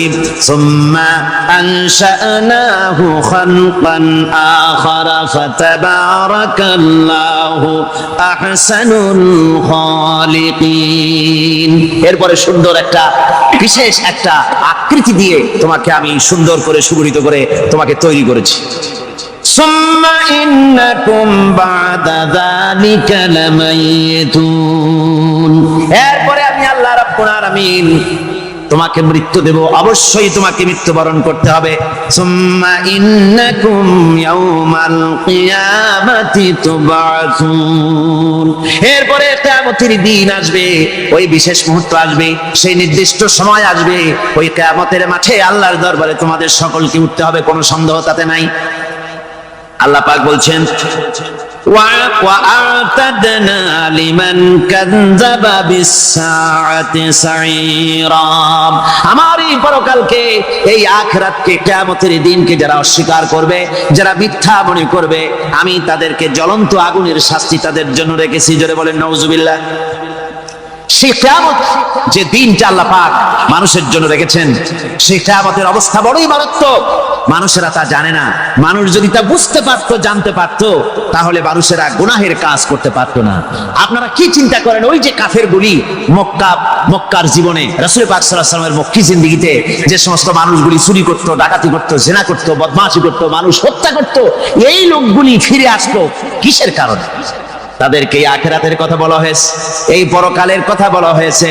কোরআন শরীফে আল্লাহ রাব্বুল আলামিন পরকালের কথা, মৃত্যুর কথা, কিয়ামতের কথা, হাসরের কথা, সিরাতের কথা, মিজানের কথা, মওতের কথা যত বলেছেন, জান্নাতের কথা যত জায়গায় যতগুলা বলেছেন, সবগুলি আয়াতে কারিমা যদি এক জায়গায় করা যায়, তাহলে পুরা কোরআন শরীফের 1/3 10 পারার সমান হবে। জোরে বলেন সুবহানাল্লাহ। যেহেতু পরকালের চিন্তা ছাড়া মানুষের জীবন পরিচ্ছন্ন হতে পারে না, সুন্দর হতে পারে না, অপরাধ মুক্ত হতে পারে না। আল্লাহ পাক বলেন সেই দিনটি বড়ই ভয়ানক, বিপজ্জনক। ওই দিনটির ব্যাপারে আল্লাহ পাক তার বান্দাদেরকে সতর্ক করে দিয়েছেন, বান্দারা সতর্ক হয়ে যাও, এইভাবে দিন যাবে না, কিয়ামত আসবে। আর ওই কিয়ামত এত মারাত্মক হবে, আল্লাহ সতর্ক করছেন বান্দাদেরকে, ইয়া আইয়ুহান নাসুত্তাকু রাব্বাকুম ইন্না সালসালাতাস সাআতি শাইউন আযীম। হে মানব সকল, আত্মরক্ষা করো খোদার গজব থেকে, আল্লাহর গজব থেকে আত্মরক্ষা করো। ইন্না সালসালাতাস সাআতি শাইউন আযীম, সেই কিয়ামতের সেই কম্পন খুবই মারাত্মক, খুবই ভয়াবহ কম্পন সৃষ্টি হবে সেদিন। ইয়াউমা তারাউনাহা তাযহালু কুল্লু মুরদিআতিন আম্মা আরদাআত, সেদিন দেখতে পাবে স্তন্যদায়িনী মা, যে মা তার সন্তানকে দুধ দেয়, ওই মাও তার দুধের বাচ্চার কথা ভুলে যাবে, মনে থাকবে না। আল্লাহ রাব্বুল আলামিন বলেন, ওয়া তাদাউ কুল্লু যাতিন হামলিন হামলাহা, গর্ভধারিণী মেয়ে লোক তাদের গর্ভ খসে পড়বে। ওয়া তারান নাসা সুকারা, মানুষকে মানুষ দেখতে পাবে, মানুষগুলো উদ্ভ্রান্ত হয়ে পাগলের মতো ছুটাছুটি করছে। আল্লাহ বলেন, ওয়া মা হুম বিসুকারা, আসলে এরা নেশাগ্রস্ত নয়, আসলে পাগল হয় নাই। ছুটছে কেন? কেন স্তন্যদায়িনী মা?